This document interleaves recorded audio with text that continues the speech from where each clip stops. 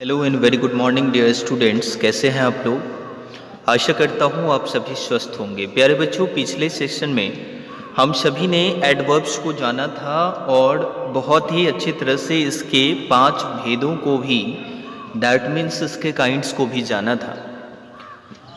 बच्चों, मैं आश्वस्त हूँ कि आप सभी अच्छे से प्रॉपरली ढंग से क्लास को अटेंड करते होंगे और मेरे वीडियो लेक्चर्स को ज़रूर देखते होंगे। बच्चों, सबसे स्पेशली बात होती है आपकी रिवाइज की, आपके कार्य करने की एफिशिएंसी की। कितना जल्दी से, कितना तेज़ी से मेमोराइज करते हैं आप प्राइमरी वाले एजुकेशंस को।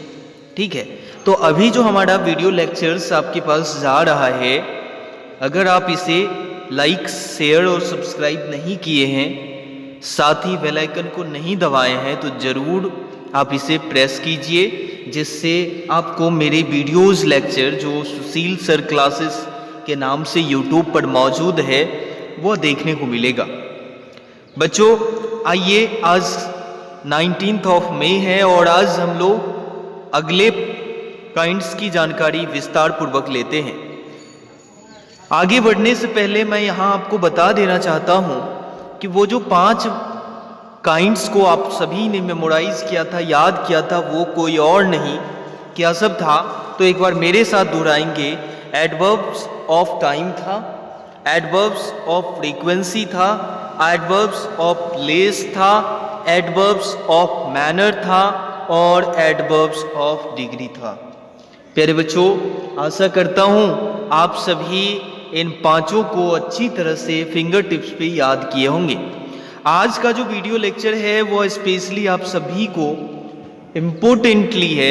कारण ये है, आपको करना क्या है, जो इससे पीछे क्लास में जो पढ़ाया गया वीडियो लेक्चर्स था उसको और आज के वीडियो लेक्चर्स को कंजोल करके आपको करना क्या है, एक साथ कॉपी में लिखने हैं और साथ ही साथ रिवाइज करते रहना, जिससे ऐसा नहीं लगे कि आपने 2 अलग अलग लेक्चर्स को मेमोराइज किया है। आपको लगे जो एक सीरीज से मैंने उठाया और पूरा का पूरा याद कर लिया। ठीक है, तो आइए हम स्टार्ट करते हैं आज का वीडियो क्लासेस।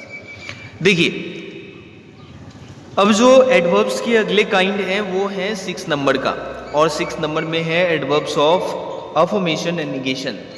ध्यान दीजिएगा बच्चों, आप सभी ने अफर्मेटिव सेंटेंस को जरूर सीखा होगा, नेगेटिव सेंटेंस को जरूर सीखा होगा।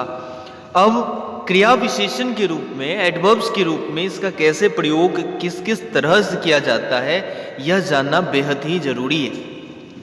तो एक प्यारा सा डेफिनेशन आपके सामने मौजूद है। क्या है? तो an adverb that shows positive और नेगेटिव डिक्लेरेशन।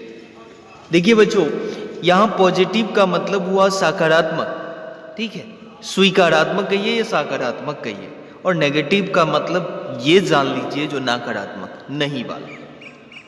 तो जब कोई क्रिया विशेषण आपको पॉजिटिव और नेगेटिव के डिक्लेरेशन दे, उसकी घोषणा करे, तब आप उसे क्या समझेंगे? Adverbs of affirmation and negation में समझेंगे। देखिए, कुछ चुनिंदा वर्ड्स हैं जिसे आपको सीखना बहुत ही ज़्यादा जरूरी है, जैसे यस, नो, श्योरली, सर्टेनली। ये सभी वर्ड्स अगर मौजूद होते हैं आपके किसी भी पूछे गए क्वेश्चंस के सेंटेंसेस में, तो नो डाउट आपको क्या करना है, 6 नंबर वाले को टिक करना है और ये लिखना है, ये कोई और नहीं, एडवर्ब्स ऑफ अफर्मेशन एंड नेगेशंस है। राइट, चलिए आगे बढ़ जाते हैं। पहले बच्चों, 7वां जो है वो है एडवर्ब ऑफ रीजन। देखिए, एडवर्ब ऑफ रीजन से यहाँ तात्पर्य क्या है? यहाँ रीजन का मतलब क्या होता है? आप जानते हैं रीजन मीन्स क्या होता है? कारण होता है। किसी भी प्रकार का कारण को हम रीजन के श्रेणी में डालते हैं और रीजन के नाम से जानते हैं। ठीक, अब देखिए डेफिनेशन क्या कहता है। डेफिनेशन कहता है an adverb that shows logical inference. देखिए, लॉजिकल इन्फ्रेंस मतलब कि तार्किक कोई कारण मौजूद हो, तब उसे हम क्या कहेंगे? एडवर्ब ऑफ रीजन कहेंगे। कुछ वर्ड्स इसके लिए ले लीजिए, जैसे कि देयरफॉर है, हेंस है। ये सभी अगर इस सेंटेंसेस में मौजूद होते हैं तो आप निश्चित रूप से उसे एडवर्ब ऑफ रीजन की श्रेणी में रखेंगे। राइट, आइए अगले काइंड्स को हम लोग जाने। क्या है? तो 8 नंबर का काइंड है इंट्रोगेटिव एडवर्ब। देखिए इंट्रोगेटिव एडवर्ब्स क्या होता है, इंट्रोगेटिव के बारे में हम लोग शुरू से ही जानते आ रहे हैं। जो कोई प्रश्न करा जाए, पूछा जाए या किसी से किया जाए, ठीक है। अब क्रिया विशेषण के तौर पे इंट्रोगेटिव का क्या महत्व है, इसे जानने के लिए इस डेफिनेशन को ध्यान से देखिए। क्या कह रहा है? When an adverb is used to ask questions, जब कोई एडवर्ब क्रिया विशेषण का प्रयोग हम क्वेश्चन को आस्क करने के लिए करते हैं, प्रश्नों को पूछने के लिए करते हैं, then it is known as interrogative adverb, right. तो इसका मीन्स ये हुआ, जो जब कोई एडवर्ब्स का प्रयोग हम प्रश्नों को पूछने के लिए करते हैं तब वो इंट्रोगेटिव एडवर्ब की श्रेणी में आएगा। जैसे कुछ वर्ड्स ले लीजिए आप इसके लिए भी, हाउ, वेयर, वाई, व्हेन, ये सभी वर्ड्स अगर आते हैं सेंटेंसेस में तब आप इसे क्या कहेंगे? इंट्रोगेटिव एडवर्ब्स के नाम से जानेंगे, ठीक है बच्चों। आइए आज की क्लास का लास्ट काइंड को हम लोग एडवर्ब्स के दृष्टिकोण से जानें, और ये है क्या? तो ये है रिलेटिव एडवर्ब्स। बच्चों रिलेशन के बारे में आप लोग जानते ही हैं। रिलेशन मीन्स होता है संबंध, और एडवर्ब क्रिया विशेषण। देखिए कोई ऐसा क्रिया विशेषण जो संबंध को बतलाता हो। कैसा संबंध? तो ध्यान दीजिए एक डेफिनेशन को, an adverb that shows relation और we can say modify some words। देखिए किसी भी वर्ड्स को मॉडिफाई करता हो, उससे रिलेशंस को कायम करता हो। जैसे कैसे करेगा ये? तो कुछ वर्ड्स इसके लिए जो रिलेटिव वर्ड्स हैं, जैसे कि वाई हो गया, वेन हो गया, वेयर हो गया, ये सभी के सभी रिलेशन को कायम करने वाले वर्ड्स हैं, ठीक है।